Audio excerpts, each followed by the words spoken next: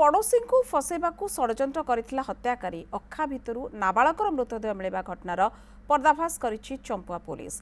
अभियुक्त को गिरफ्त करबा परे सीन रिक्रिएशन करिछि चंपुआ पुलिस। गतकाली चंपुआ थाना परसला गोपीनाथपुर गाँव में अखा भितरु नाबालकर मृतदेह उद्धार होइतिला। 24 घंटा भितर हत्याकांड भिआईथिबा अभियुक्त गंगाराम मुंडा को गिरफ्त करिछि चंपुआ पुलिस। यापरे आज अभियुक्त को नहीं पूरा घटनार सीन रिक्रिएशन करिछि चंपुआ पुलिस। नाबालक पवना मुंडा को अभियुक्त गंगाराम मुंडा केउथिरे एवं किपरि हत्या कला एवं हत्यारे व्यवहार करथिबा लुहा रोड को केउठी फिंगिथिला ता देखाइथिला अभियुक्त। तेबे गाँव एक रास्ता पई किछि दिन तले जमी मापचुप होइथिला। मापचुपरु जना पड़िथिला जे गंगाराम मुंडाक घर रास्तार जमी रे पड़ुची एवं से जमीटी गौरांग पात्र नामक व्यक्ति अधीन रही। तेणु से गौरांग पात्र को फसैवा उद्देश्य पड़िशा घरर 9 वर्षर बालक पवना मुंडा को हत्या करबा परे एक अखारे पुराई गौरांग पात्र घर आगे पकाई देथिला।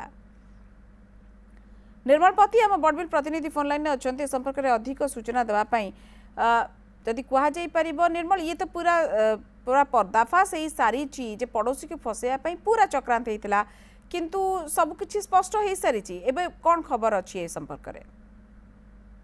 देखो जो घटना घटी काली परसला गोपीनाथपुर गाँव में जो अखा भितर 9 वर्षर बालक को मारी जनक घर सामने रखी दि जाता एवं पुलिस या छानबीन आरंभ करथिला। छानबीन करबा परे अभियुक्त गंगाराम मुंडा को गिरफ्त करथिला एवं गिरफ्त करबा परे आज पूरा घटनार रिक्रिएशन करी। एबे जो गाँव रे गोटे रास्ता जीवाकु नहीं एवं से जमीटी जो गौरांग पात्रंकर से जमी बोली चिन्ह रहता किंतु से जमी उपरे जो गंगाराम मुंडा रही घर अच्छी। तेणु जदि से रास्ता करा जाए बा से जमी को हस्तांतर करा जाए ताले गंगाराम को घर भांगी था से षड्यंत्र करथिले एवं तांकर जो पड़िशा घर जो रही 9 वर्षर नाबालक ताकू सी डाकी नहीं हत्या करथिला एवं हत्या करबा परे गौरांग पात्र को फसैवा उद्देश्य षड्यंत्र करके आनिकी घर सामने रखिथिला।